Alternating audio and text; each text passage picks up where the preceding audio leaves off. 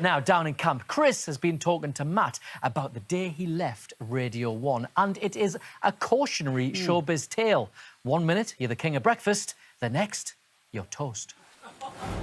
I knew that Radio 1 is a conveyor belt, and you might be there for a year, or you might be there for 15 years, but you're going to fall off the end at some point. Yeah.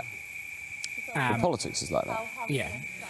Did you know the end was coming? Did you leave happy or did you leave cross? I left happy.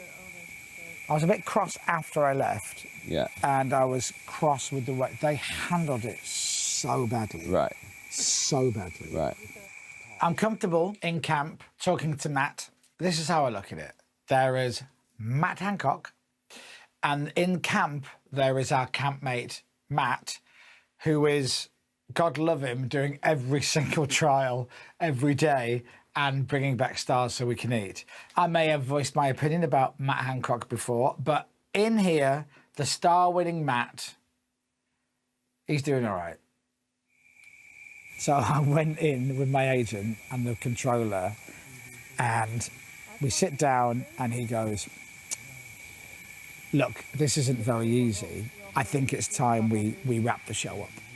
We're going to announce in the news at 10:30 that Nick Grimshaw's taken over. No. Is that 20 minutes to go? And my agent went, that's out of order, and it all got a bit steamy. And I'm like, right, both of you calm down, stop. And I said to the boss, I went, you can't do that. Yeah. And he goes, well, if we don't do that, it'll get out. I said, well, up until 60 seconds ago, I didn't know about it. Right. So after 15 years, you can't do that. Yeah. I have to announce that I'm coming off the breakfast show. Yeah. And we need to work out what's happening. This is not a 2-minute conversation, and that's naughty.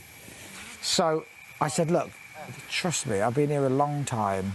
Let me make the announcement, and then I'd love to get involved with how we then announce who's going to take over.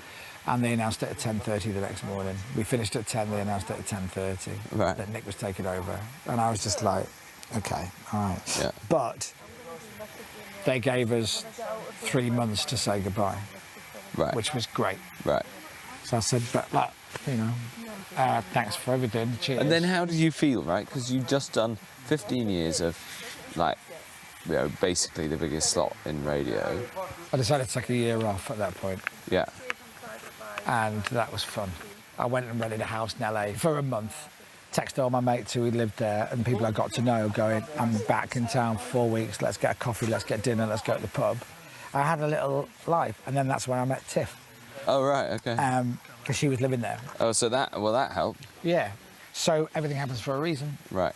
When you do the breakfast show on Radio 1, you get these amazing opportunities coming your way, but you always know at the back of your head, one day that will finish. So when it did finish, to do the musical, to do my own tour, and then meet my future girlfriend, and then my life changed entirely. So no regrets, all happy. It's been a good journey so far.